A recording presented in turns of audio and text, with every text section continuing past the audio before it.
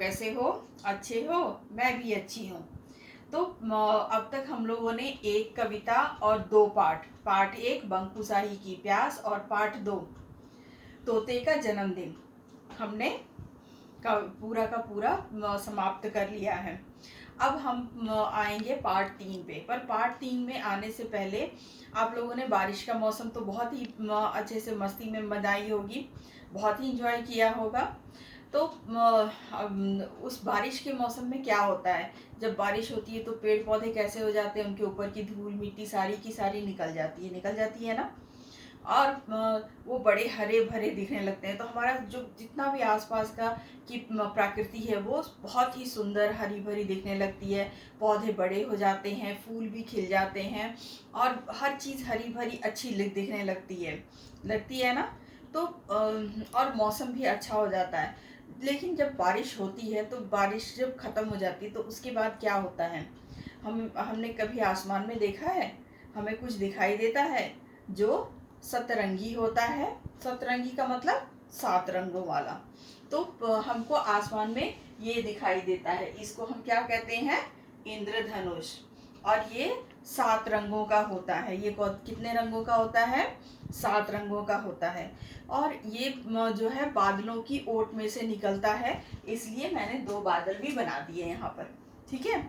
तो आज हम पढ़ेंगे इस कहानी में हम देखेंगे कि घमंड करना बहुत ही बुरी बात होती है। घमंड करना नहीं चाहिए। ठीक है। घमंड इसलिए नहीं करना चाहिए कि हर किसी के प्रगति में, हर किसी को आगे बढ़ने के लिए किसी और की भी ज़रूरत पड़ती है। ऐसा नहीं है कि हम अकेले ही सब कुछ कर लेंगे। अगर हमने कुछ पा लिया है तो उसका अर्थ ये नहीं है कि हमने अकेले ही पाया है। हमारे आसपास के, हमारे साथ में रहने वाले लोगों की भी उतना ही योगदान होता है जितना हमारा है। ठीक है, हमने मेहनत की, हमने अच्छा कर लिया, हम अच्छे ऊंची जगह चले गए, इसका मतलब ये नहीं है कि दूसरे लोगों को हम तुच्छ समझें। हम ये समझें कि वो बहुत ही बुरा है या वो उसमें कोई क्षमता नहीं है, वो आपकी कोई मदद नहीं की है। ठीक है। तो हमारा जो है पाठ 3 है, जिसमें हम घमंड करने वालों को सबक कैसे सिखाते हैं इसके बारे में पढ़ेंगे। ठीक है। तो पाठ 3 में है हमारा, इनका नाम है हमारा इंद्रधनुष और बूंदे। इंद्रधनुष और बूंदे। तो इंद्रधनुष तो सबको बहुत ही प्यारा लगता है, बहुत ही अच्छा लगता है। तो हम पढ़ेंगे इंद्रधनुष और बूंदे। इंद्रधनुष कैसे बनता है, इसमें हम ये भी जानेंगे कि इंद्रधनुष कैसे बनता है। ठीक है। तो क्या होता है कि ये जब इंद्रधनुष निकलता है तो हम सब उसको देखना चाहते हैं और हम उसकी खूबसूरती की बहुत बखान करते हैं। पर हमें पता है कि इंद्रधनुष किसकी मदद से निकलता है, ये हम कहानी से पढ़ जानेंगे। ठीक है। तो ये कहानी इस तरह है कि इंद्रधनुष जो है वो, उसको बहुत घमंड हो गया था कि जो भी है वो सिर्फ उसकी ही तारीफ करते हैं। कितना सुंदर है, इसमें 7 रंग है, इतना प्यारा दिखता है। ठीक है। तो उसे बहुत घमंड हो गया था और वो रोज अपनी बड़ाई करता था कि मैं तो इतना सुंदर हूँ, मैं बहुत ही सुंदर हूँ, मुझमें 7 रंग है, मैं चमकीला हूँ और मैं जब निकलता हूँ तो सब लोग मुझे देखने के लिए दौड़ पड़ते हैं, सब मेरी तारीफ करते हैं, सब मेरी प्रशंसा करते हैं। और तो उसके आसपास में जो बूंदें थी, पानी की बूंदें थी और बादल, तो वो सुनते थे, रोज सुनते थे। पर हर रोज अगर कोई ऐसे बोलेगा, सिर्फ अपनी ही बड़ाई करता रहेगा तो और दूसरे के महत्व को नकार देगा, नहीं सुनेगा, तो क्या होगा? क्या होता है, तो फिर बूंदे जो है वो बोलती कि ठीक है, हमें पता है तुम 7 रंग के हो, बहुत सुंदर हो और बहुत चमकीले हो, लोग तुम्हारी तारीफ करते हुए नहीं थकते हैं, जब तुम निकलते हो लोग देखना चाहते हैं तुमको। तो इसका मतलब ये तो नहीं है कि तुम और लोगों के रोज ही बोलते रहोगे ये। तो इंद्रधनुष ने बहुत ही गंदे तरीके से बूंद को डांट दिया। उसने बोला कि तुम हो क्या चीज़, इतनी छोटी सी तो बूंद हो, किसके पैरों के नीचे आ जाओगी, कब रौंदी जाओगी, तुम्हें पता भी नहीं है, तुम्हारा कोई महत्व है? तुम्हारा कोई महत्व नहीं है। तो बाकी बूंदें भी सुन रही थी। वो सारी की सारी फिर सूर्य के पास गई और सूर्य से बोला कि इंद्रधनुष तो बहुत ही घमंडी हो गया है और वो हमारी बेइज्जती भी कर रहा है, तो ऐसा कैसे चलेगा? तो सूर्य ने कहा कि ठीक है, हम अब इस इंद्रधनुष को सबक सिखाएंगे। ठीक है। तो उन्होंने बोला कि इसको तो हम सबक सिखाएंगे। तो उसके बाद क्या हुआ, बारिश का मौसम में ही तो इंद्रधनुष निकलता है। तो बारिश हुई और सूर्य जो है वो बादलों के पीछे छिप गया और बूंदें भी इधर उधर बिखर गईं। वो इंद्रधनुष को निकलने ही नहीं दी। अब रोज जब भी बारिश होती, सूरज जो है वो बादलों के पीछे छिप जाता और बूंदें जो है वो इधर उधर बिखर जाती, वो यहाँ जाती वहाँ जाती।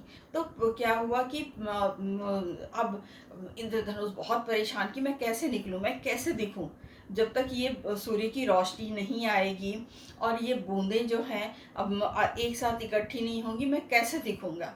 तो उसने फिर वो गया और बूंदों से कहा ये बहुत हो गया, तो अब तो बारिश का मौसम भी ख़त्म होने वाला है और तुम लोग जो है वो मुझे निकलने नहीं दे रहे हो, क्यों नहीं निकलने दे रहे हो।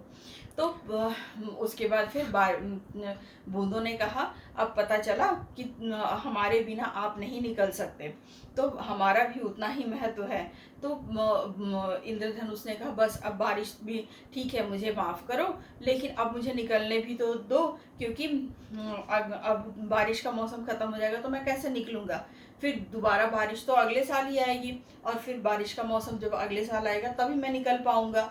तो फिर बूंदों ने और सूर्य ने दोनों मुस्कुराते हुए उसकी सहायता की। कैसे की, सूर्य की रोशनी पड़ी बूंदों पे और फिर इंद्रधनुष निकल गया। तो क्या होता है बच्चों, इसमें एक विज्ञान भी है। इसमें विज्ञान ये है कि जब रोशनी किसी चीज़ से पार होती है तो वो एक रंग की जो सफ़ेद रोशनी है वो 7 रंगों में विभाजित हो जाती है और वो बढ़ जाती है 7 रंगों में, इसलिए हमको इंद्रधनुष दिखता है। ठीक है, तो हमारा ये आज का है।